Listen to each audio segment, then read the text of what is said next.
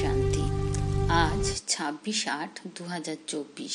আজকের বাবার মধুর মহাবাক্য শুনব। বাবা বলেছেন, মিষ্টি বাচ্চারা, সর্বশ্রেষ্ঠ বাবা তোমাদের গুরুত্বপূর্ণ ব্যক্তিদের বেশি পরিশ্রম করান না। তিনি বলেন, শুধুমাত্র দুটো শব্দ স্মরণ করো, অল্ফ আর বে, আল্লাহর বাদশাহী। আজকে প্রশ্ন জিজ্ঞেস করেছেন বাবা, আত্মাদের পিতার মুখ্য কর্তব্য কোনটি, যার মধ্যে বাবা মজা বা কৌতুক অনুভব করেন? উত্তরে বলেছেন, আত্মাদের পিতার প্রধান কর্তব্য হলো পতিতকে পবিত্র বানানো। বাবা পবিত্র করে তোলার মধ্যেই মজা অনুভব করেন। বাবা আসেন বাচ্চাদের সদ্গতি প্রদান করতে, সবাইকে শতপ্রধান করে তুলতে। কেননা ঘরে ফিরতে হবে। শুধুমাত্র একটা বিষয়ে নিশ্চিত হও যে আমরা দেহ নই, আত্মা।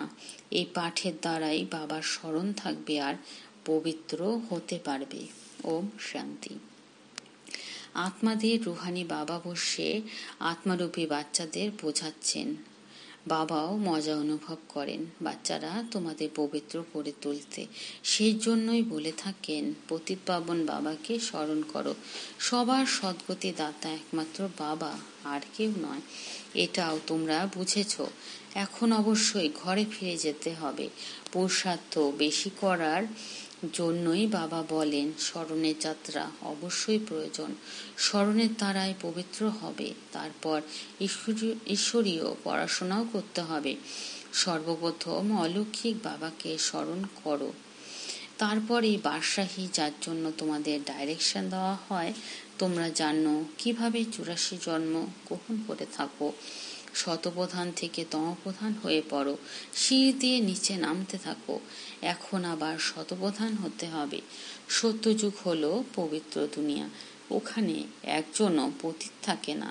সত্যযুগে এসবের কোনো অস্তিত্বই নেই। প্রধান বিষয়ই হলো পবিত্র হওয়া। এখন তো পবিত্র হও, তবেই তো নতুন দুনিয়াতে যেতে পারবে আর রাজত্ব করার উপযুক্ত হতে পারবে। সবাইকে পবিত্র হতে হবে। ওখানে পতিত থাকেই না। যারা এখন শতপ্রধান হওয়ার জন্য পুরুষার্থ করছে, তারাই পবিত্র দুনিয়ার মালিক হতে পারবে। প্রধান বিষয় হলো বাবাকে স্মরণ করলেই শতপ্রধান হতে পারবে। বাবা কোনো পরিশ্রম করান না, শুধু বলেন নিজেকে আত্মা মনে করো। বারংবার বলেন, সর্বপ্রথম এটাই নিশ্চয় করো যে আমরা দেহ নই, আমরা আত্মা। প্রসিদ্ধ ব্যক্তিরা বেশি পড়ে না, দুটো শব্দেই সার বুঝিয়ে দেয়। গুরুত্বপূর্ণ ব্যক্তিদের দিয়ে পরিশ্রম করানো যায় না। তোমরা জানো, শতপ্রধান থেকে তমপ্রধান হতে হতে কত জন্ম লেগেছে। 63 জন্ম বলতে পারো না, 84 জন্ম লেগেছে। এটা তো নিশ্চয় হয়েছে, তাই না, যে আমরা শতপ্রধান ছিলাম, স্বর্গবাসী অর্থাৎ সুখধামের মালিক ছিলাম। সুখধাম যাদের ছিল, তাদেরই আদি সনাতন দেবী দেবতা ধর্মের বলা হয়। তারাও মানুষ ছিল, কিন্তু দৈবী গুণ সম্পন্ন ছিল। এই সময় আসুরি গুণ সম্পন্ন মানুষ। শাস্ত্রে তো লেখা হয়েছে, অসুর আর দেবতাদের মধ্যে যুদ্ধ হয়েছিল, তারপরেই দেবতাদের রাজ্য স্থাপন হয়েছিল। এসব কথা বাবাই বসে বোঝান। তোমরা প্রথমে অসুর ছিলে, বাবা এসে ব্রাহ্মণ তৈরি করেছেন। তারপর ব্রাহ্মণ থেকে দেবতা হওয়ার যুক্তি বলে দিয়েছেন। অসুর আর দেবতাদের মধ্যে লড়াইয়ের কোনো প্রশ্নই নেই। দেবতাদের জন্যই বলা হয় অহিংসক পরম ধর্ম, অহিংসা পরম ধর্ম। দেবতারা কখনোই লড়াই করে না, হিংসার কোনো প্রশ্নই নেই। সত্যযুগে দৈবী রাজ্য, সেখানে লড়াই কি করে হবে? সত্যযুগে দেবতারা এখানে এসে অসুরের সাথে লড়াই করবে, নাকি অসুর দেবতাদের কাছে গিয়ে লড়াই করবে?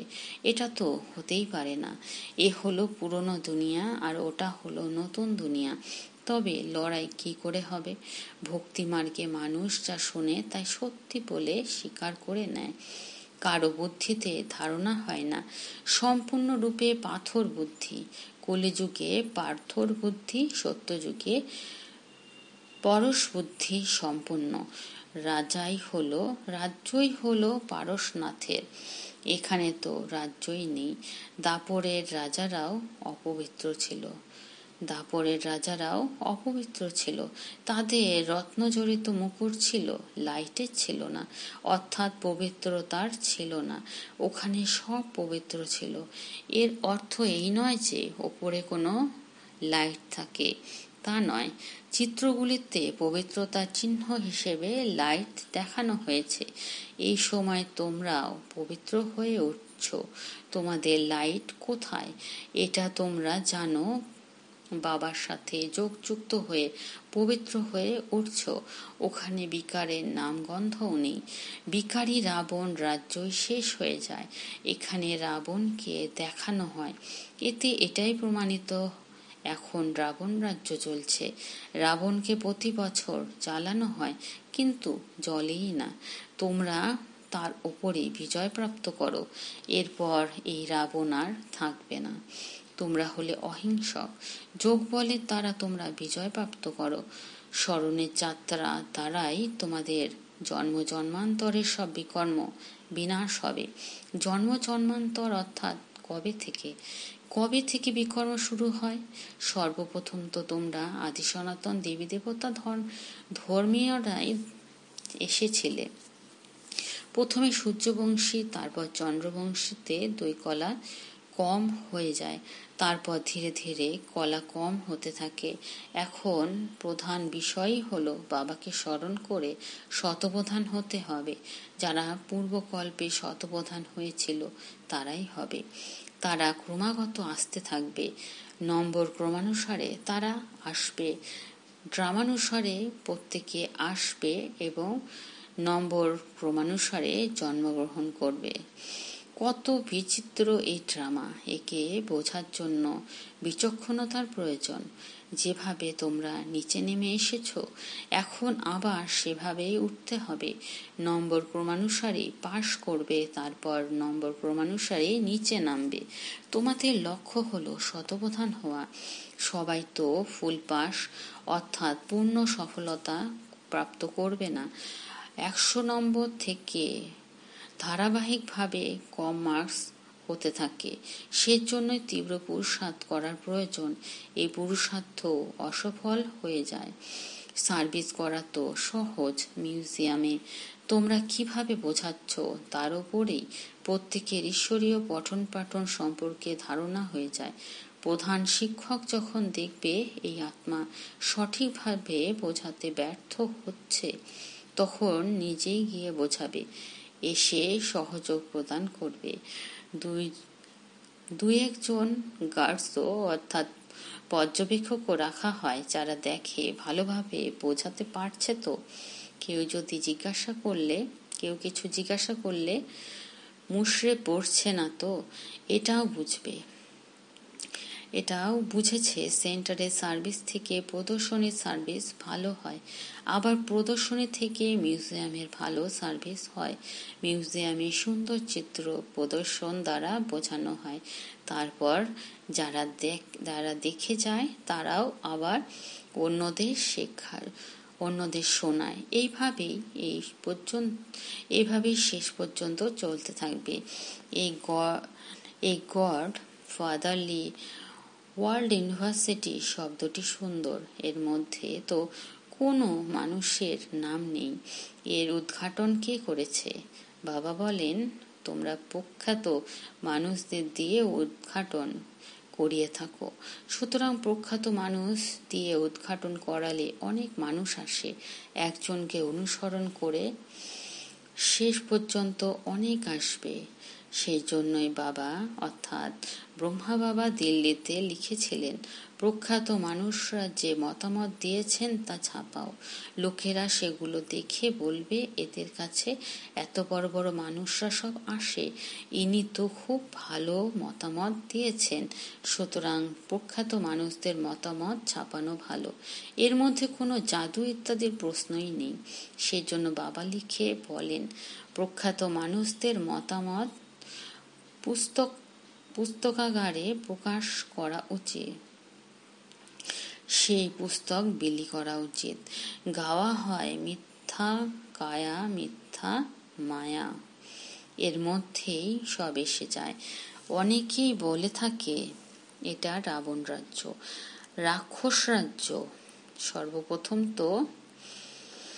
সর্বপ্রথম তো যাদের রাজ্য ছিল তাদের নজরে আসা উচিত। বলে আমরা পতিত, আমাদের পবিত্র করে তোলো। সুতরাং সব বিকর্ম তার মধ্যে পড়ে। সবাই বলে থাকে হে পতিত পাবন, সুতরাং তারা অবশ্যই পতিত, তাই না? তোমরা চিত্র রাইট বানিয়েছ যে পতিত পাবন পরমপিতা পরমাত্মা, নাকি সমস্ত নদী নর্দমা। অমৃতসরে পুষ্করিণী রয়েছে, তার সমস্ত জল দূষিত হয়ে গেছে, তাকেও মানুষ অমৃতের পুকুর বলে মনে করে। বড় বড় রাজারা পুষ্করিণী পরিষ্কার করে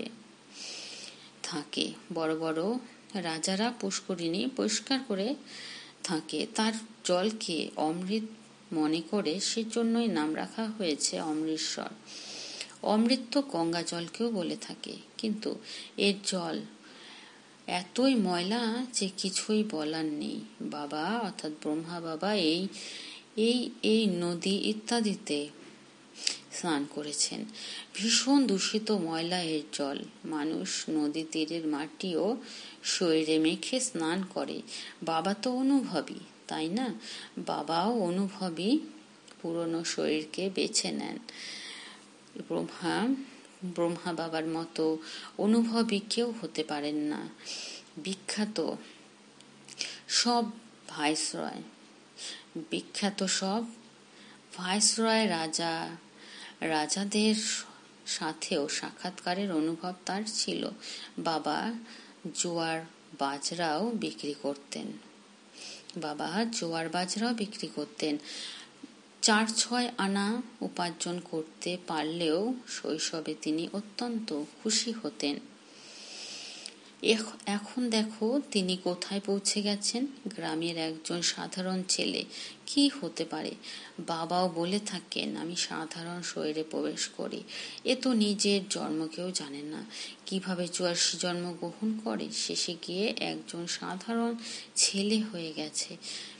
ছেলে হয়ে উঠল। এসবই বাবা বসে বোঝান না। কৃষ্ণের কোনো চরিত্র অর্থাৎ কর্তব্য আছে না কংসে রয়েছে। কলসি ভেঙে ফেলা ইত্যাদি যা কিছু কৃষ্ণ সম্পর্কে বলা হয়েছে সমস্তটাই ভুল। বাবা দেখো কত সহজভাবে বুঝিয়ে বলেছেন। মিষ্টি মিষ্টি বাচ্চারা, উঠতে বসতে তোমরা শুধু মামিকাম স্মরণ করো। আমি উচ্চ থেকে উচ্চতম সব আত্মাদের পিতা। তোমরা জানো আমরা সব আত্মারা ভাই ভাই, আর উনি আমাদের পিতা। আমরা সব ভাইরা এক বাবাকেই স্মরণ করি, উনি হলেন ভগবান। সবাই বলে হে ঈশ্বর, কিন্তু কিছুই জানে না। বাবা এসে নিজের পরিচয় দিয়েছেন। ড্রামার প্ল্যান অনুসারে এ সময়কে গীতার যুগ বলা হয়ে থাকে, কেননা বাবা এসে জ্ঞান প্রদান করেন, যার দ্বারা তোমরা উত্তরণের পথে উঠে শ্রেষ্ঠ হয়ে ওঠো। আত্মা শরীর ধারণ করে কথা বলে। বাবাকেও দিব্য অলৌকিক কর্তব্য করতে আসতে হয়, সুতরাং শরীরের আধার নিতে হয়। অর্ধকল্প ধরে মানুষ দুঃখী হওয়ার কারণে তাকে আহ্বান করে। বাবা কল্পে একবারই আসেন। তোমরা তো বারংবার তোমাদের ভূমিকা পালন করে আসছো। আদি সনাতন হলো দেবী দেবতা ধর্ম। সেই ফাউন্ডেশন এখন আর নেই, তাদের শুধুমাত্র জড়চিত্র রয়ে গেছে। বাবা বলেন তোমাদের লক্ষ্মীনারায়ণ হতে হবে। এম অবজেক্ট সামনেই। এ হলো আদি সনাতন দেবী দেবতা ধর্ম। হিন্দু ধর্ম বলে কোনো ধর্ম নেই। হিন্দু তো হিন্দুস্তানের নাম। যেমন সন্ন্যাসীরা ব্রহ্ম অর্থাৎ নিবাসস্থানকে ভগবান বলে দেয়, তেমনি ওরাও থাকার জায়গাকে নিজেদের ধর্ম বলে দেয়। আদি সনাতন কোনো হিন্দু ধর্ম ছিল না। হিন্দুরা তো দেবতাদের সামনে গিয়ে মাথা নত করে, মহিমা করে যারা দেবতা ছিল তারাই হিন্দু হয়ে গেছে, ধর্মভ্রষ্ট কর্মভ্রষ্ট হয়ে গেছে। অবশিষ্ট সব ধর্ম আছে, শুধু এই দেবতা ধর্ম প্রায় লুপ্ত হয়ে গেছে। নিজেরাই পূজ্য ছিল, তারপর পূজারী হয়ে দেবতাদের পূজা করতে লাগলো। কত বোঝাতে হয়। কৃষ্ণের জন্ম কত বুঝিয়ে বলেন। ইনি স্বর্গের প্রথম প্রিন্স, সুতরাং 84 জন্ম তাকে দিয়েই শুরু হবে। বাবা বলেন, অনেক জন্মের একদম অন্তিম জন্মে শেষে এসে আমি এর মধ্যে প্রবেশ করি, সুতরাং তার হিসেবও তো বলবেন, তাই না? এই লক্ষ্মী নারায়ণও প্রথম নম্বরে এসেছিল। যারা প্রথমে এসেছিল তারাই শেষে চলে যাবে। শুধু এক কৃষ্ণই তো ছিল না, আরো বিষ্ণুবংশীরাও তো ছিল। এসবই তোমরা ভালোভাবে জেনেছ, এরপর আর ভুলে যাওয়ার নয়। এখন তো অনেক মিউজিয়াম খোলা হচ্ছে, আরো অনেক খোলা হবে। অনেক মানুষ আসবে। যেমন মন্দিরে গিয়ে মানুষ মাথা ঠেকায়, তোমরাও দেখবে। তোমাদের কাছে যখন লক্ষ্মীনারায়ণের চিত্র দেখবে, ভক্তরা তখন চিত্রর সামনে টাকা পয়সা রাখবে। তোমরা বলে থাকো, এ তো বোঝার বিষয়, টাকা পয়সা রাখার কোনো ব্যাপার নেই। এখন তোমরা শিব মন্দিরে গেলে কি পয়সা দেবে? তোমরা তোমাদের লক্ষ্য নিয়ে বোঝাতে যাবে। কেননা তোমরা সবার বায়োগ্রাফি সম্পর্কে জানো। মন্দির তো অসংখ্য আছে, প্রধান হলো শিব মন্দির। ওখানে অন্যদের মূর্তি কেন রাখে? সবার সামনে পয়সা রাখলে আমদানি হবে। ওরা শিবের মন্দির বলবে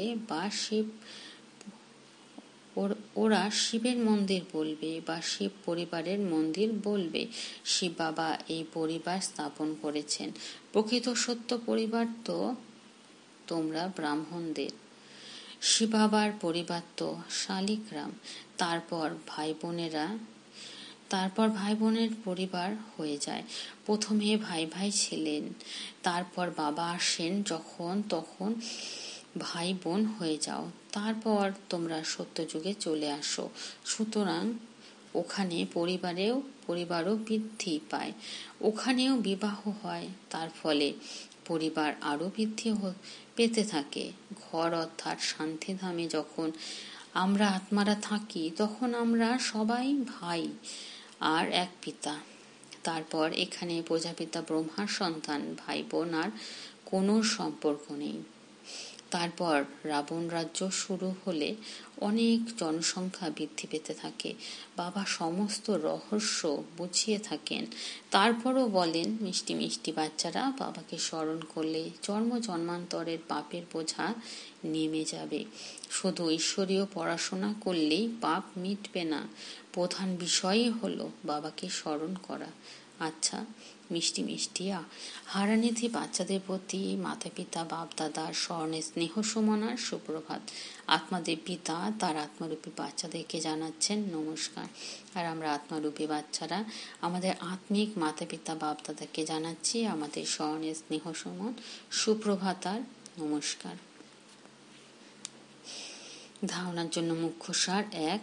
ফুল মার্কস নিয়ে পাশ করার জন্য নিজের বুদ্ধিকে শতপ্রধান পরশবুদ্ধি করে তুলতে হবে। মোটা ভোতা বুদ্ধি থেকে তীক্ষ্ণ বুদ্ধি সম্পন্ন হয়ে ড্রামার বিচিত্র রহস্যকে বুঝতে হবে। 2. এখন বাবার সমান হয়ে দিব্য আর অলৌকিক কর্ম করতে হবে। ডবল অহিংসক হয়ে যোগ বলের দ্বারা নিজের বিকর্ম বিনাশ করতে হবে। আজকের বরদান: কর্ম আর যোগের ব্যালেন্সের দ্বারা ব্লেসিংয়ের অনুভবকারী কর্মযোগী ভব। বিস্তারে বলেছেন, কর্মযোগী অর্থাৎ প্রত্যেক কর্ম যোগযুক্ত হবে। কর্মযোগী আত্মা সদাই কর্মে আর যোগের সাথে অর্থাৎ ব্যালেন্স বজায় রাখবে। কর্ম আর যোগের ব্যালেন্স থাকলে প্রত্যেক কর্মে বাবার দ্বারা তো ব্লেসিং প্রাপ্ত হয়ই, অপিত যাদের সম্পর্ক সম্বন্ধে আসবে তাদেরও আশীর্বাদ প্রাপ্ত হয়। কেউ ভালো কাজ করলে তো হৃদয় থেকে তার জন্য আশীর্বাদ বেরিয়ে আসে যে খুব ভালো করেছে। খুব ভালো বলাই হলো আশীর্বাদ। আজকে স্লোগান, সেকেন্ডে সংকল্পগুলিকে স্টপ করার অভ্যাসই কর্মাতীত অবস্থাকে সমীপে নিয়ে আসবে।